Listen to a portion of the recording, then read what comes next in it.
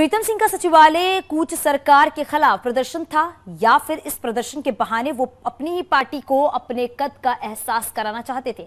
इस बहस को बीजेपी ने हवा देना शुरू कर दिया है।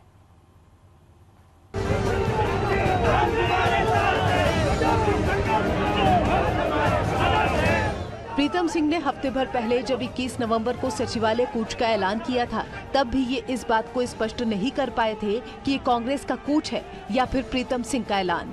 सोमवार को प्रदर्शन में नेता प्रतिपक्ष यशपाल आर्य, उप नेता प्रतिपक्ष भुवन कापड़ी, पूर्व मंत्री हरक सिंह रावत समेत बड़ी संख्या में कांग्रेसी शामिल हुए। लेकिन कांग्रेसी दिग्गज हरीश रावत, प्रदेश अध्यक्ष करण माहरा इस कूच से नदारद रहे। दोनों के समर्थक कई नेता यहाँ दिखाई नहीं दिए। अब बीजेपी ने ये कहकर कूच की हवा निकालने की कोशिश की है कि ये तो कांग्रेस में अलग थलग पड़े प्रीतम सिंह का शक्ति प्रदर्शन था। ये अनार उगा के हर साल 1 एकड़ की जमीन पर 10 लाख कमा रहे हैं। उनसे सीखना है तो फ्रीडम ऐप को अभी डाउनलोड कीजिए। देखिए, ये कांग्रेस का तो कोई प्रदर्शन नहीं लग रहा था। ये तो प्रीतम सिंह जी का व्यक्तिगत प्रदर्शन था, जिसे उन्होंने अपनी शक्ति प्रदर्शन करने का काम किया है।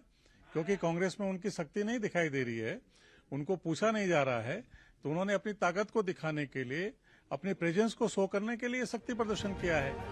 कांग्रेस में शामिल होने के बाद पिछले 9 महीनों में पहली बार सचिवालय कूच में सक्रिय नजर आए पूर्व मंत्री हरक सिंह रावत ने कहा कि ये कोई प्रीतम का शक्ति प्रदर्शन नहीं था, ये उत्तराखंड की जनता का आंदोलन था जो अंकिता भंडारी हत्याकांड की सीबीआई जांच चाहती है। हालांकि हरक सिंह भी करण माहरा और हरीश रावत की गैर मौजूदगी के सवाल को टाल गए।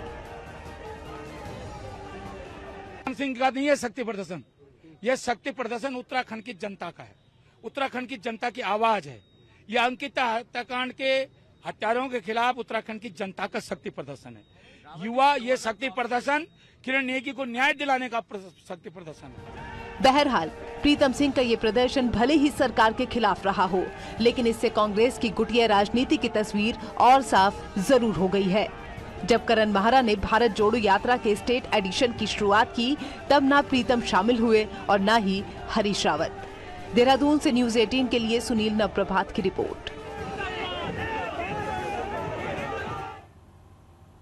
सीएम पुष्कर सिंह धामी आज दिल्ली दौरे पर रहेंगे। शाम 5 बजे सीएम धामी दिल्ली के प्रगति मैदान में पहुंचेंगे और अंतर्राष्ट्रीय व्यापार मेले में पहुंचेंगे।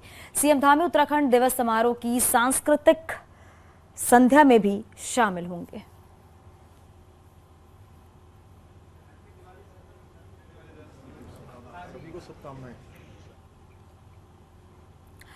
बीजेपी 2024 लोकसभा चुनाव जीतने के लिए अभी से डेवलपमेंट का एक प्लेटफॉर्म तैयार करने में जुटी हुई है और ये ऐसा प्लेटफॉर्म है जिस पर चढ़कर बीजेपी राज्य की 5 लोकसभा सीटें जीतना चाहती है।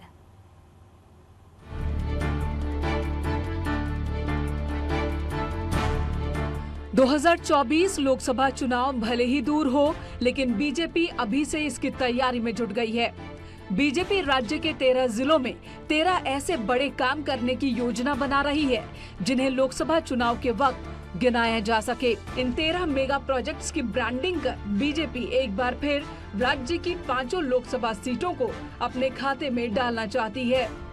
बड़े किस्म के जो कार्य हैं, जो जनता के बीच में जिनका मैसेज जाना चाहिए, ऐसे मेगा प्रोजेक्ट को करने के लिए प्रधानमंत्री जी का भी मन है और देश के हमारे माननीय मुख्यमंत्री जी पुष्कर धामी जी का भी मन है कि मेगा प्रोजेक्ट जो हैं वो दिखें और जनता में उनका एक अच्छा सुंदर मैसेज जाए और बड़े प्रोजेक्ट जो जनता से जुड़े हुए प्रोजेक्ट हैं।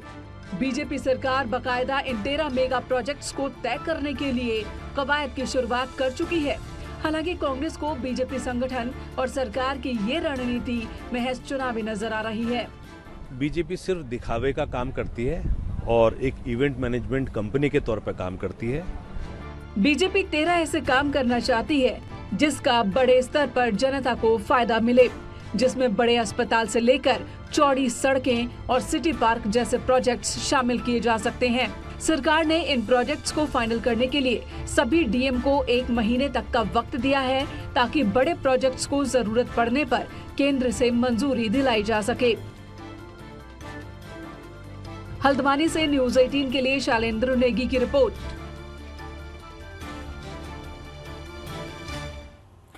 पिथौरागढ़ की धारचूला में गांधी चौक में बीती रात आग लगने से 14 दुकानें जलकर खाक हो गईं। पुलिस और आर्मी की फायर ब्रिगेड ने बमुश्किल आग पर काबू पाया। आग लगने के कारणों का फिलहाल कुछ पता नहीं चल पाया है, लेकिन देखिए माना यह जा रहा है कि शॉर्ट सर्किट से आग लगी है। रात को आग लगने के कारण लोगों को देर से घटना की जानकारी मिल पाई। दुकानों के जलने से लाखों का नुकसान भी हुआ है।